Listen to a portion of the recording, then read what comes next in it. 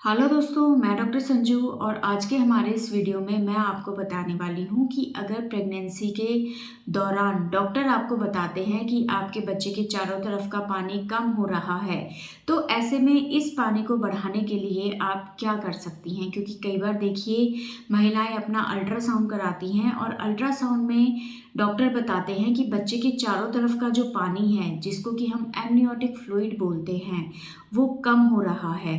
तो ऐसे में अगर ये एमनियोटिक फ्लूइड टाइम से पहले कम होने लग जाता है तो इससे आपके होने वाले बच्चे को दिक्कत हो सकती है। इससे बच्चा प्रॉपरली घूम नहीं पाता है, उसे ढंग से न्यूट्रिशन नहीं मिल पाता है, जिससे उसकी ग्रोथ के ऊपर इफ़ेक्ट पड़ता है। तो इस एमनियोटिक फ्लूइड का एक सही अमाउंट में होना बहुत ज़्यादा ज़रूरी है। तो अगर किसी महिला के अंदर ये एमनियोटिक फ्लूइड कम आया है तो इसके बढ़ाने के लिए आप क्या कर सकती हैं, इसी के बारे में आज के हमारे इस वीडियो में हम डिस्कस करने वाले हैं। तो देखिए, सबसे पहले तो ये है कि ये जो एमनियोटिक फ्लूइड होता है ये बच्चेदानी की दीवार से बनता है, प्लेसेंटा से बनता है और खुद बच्चा भी इसको बनाता है। बच्चे के अंदर जो यूरिन होता है, जो बच्चे की किडनी से बनता है, ये यूरिन इस एमनियोटिक फ्लूइड का एक बहुत बड़ा पार्ट होता है।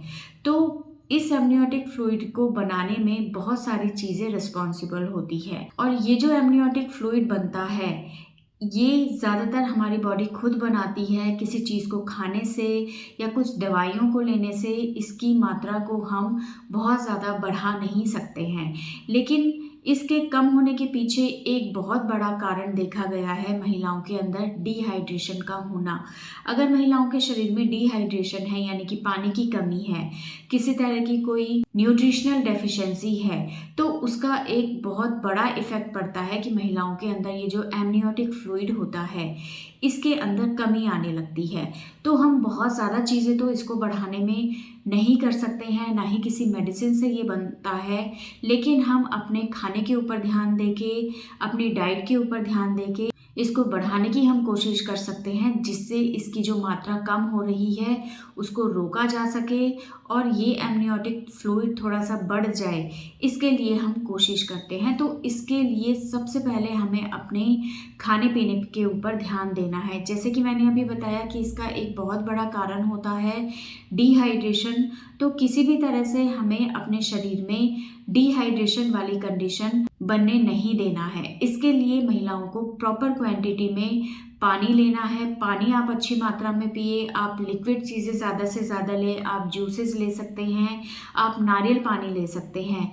इन सभी चीज़ों को पीने से एमनियोटिक फ्लूइड को बढ़ने में मदद मिलती है। इसमें जो कोकोनट वाटर होता है उसको आप दिन में 1 बार 2 बार इस्तेमाल कर सकते हैं और ये चीज़ देखी गई है कि अगर महिलाएं अपनी डाइट में लिक्विड चीज़ें ज़्यादा कर देती है तो इससे एमनियोटिक फ्लूइड की मात्रा भी बढ़ जाती है। इसके अलावा आप दूध ले सकते हैं, आप लस्सी ले सकते हैं, आप कोई भी जूसेस ले सकते हैं। तो इन चीज़ों को ज़्यादा से ज़्यादा आप लें, जिससे आपके जो एमनियोटिक फ्लूइड की मात्रा है वो बढ़ सके। दूसरा, आप फ्रूट्स ले सकते हैं। फ्रूट्स में आप कोई भी फ्रूट इस्तेमाल कर सकते हैं। किसी तरह के फ्रूट को खाने से कोई दिक्कत नहीं होती है। लेकिन अगर किसी पर्टिकुलर फ्रूट को खाने से आपको किसी तरह की कोई दिक्कत होती है, पेट में दर्द या लूज मोशन जैसी परेशानी या वॉमिटिंग वगैरह, तो उन फ्रूट्स को आपको अवॉइड करना है। आप गर्मियों के मौसम में तरबूज ले सकते हैं, वाटरमेलन यानी कि आप ले सकते हैं, आप कोकोनट वाटर ले सकते हैं, आप मौसमी संतरा इस्तेमाल कर सकते हैं। यानी कि जिस भी फ्रूट में पानी की क्वांटिटी ज़्यादा है आप उसको कंज्यूम कर सकते हैं। इसके अलावा आप कोई भी फ्रूट खाएं, उससे आपके एमनियोटिक फ्लूइड को बढ़ने में मदद मिलती है।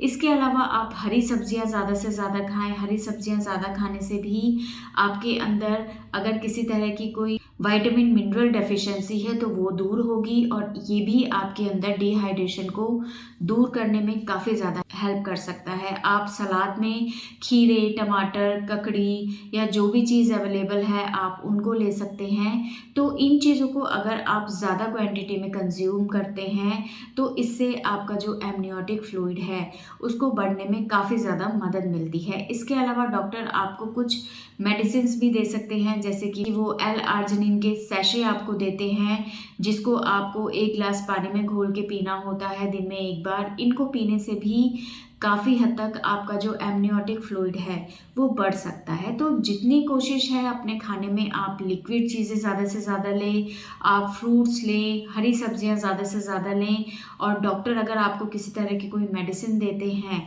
तो उन मेडिसिन को भी आप इस्तेमाल करें, जिससे आपका ये जो एमनियोटिक फ्लूइड कम हो रहा है ये कम होना बंद हो जाए और इसकी जो मात्रा है वो भी धीरे धीरे बढ़ने लगे। तो दोस्तों, एमनियोटिक फ्लूइड के कम होने का एक बहुत बड़ा कारण डिहाइड्रेशन होता है, जिसको आप जो भी अभी मैंने चीज़ें बताई हैं उन चीज़ों का इस्तेमाल करके दूर कर सकते हैं, जिससे आपके शरीर के अंदर एमनियोटिक फ्लूइड की मात्रा धीरे धीरे वापस से बढ़ने लगे और इससे आपके बच्चे को किसी तरह का कोई नुकसान ना हो। तो दोस्तों, ये था आज का हमारा वीडियो। अगर इस वीडियो से रिलेटेड आपके और किसी तरह के कोई सवाल हैं जो आप हमसे पूछना चाहते हैं तो आप हमें कमेंट कर सकते हैं, और हमारे आने वाले वीडियोस को देखने के लिए हमारे इस चैनल को सब्सक्राइब ज़रूर करें।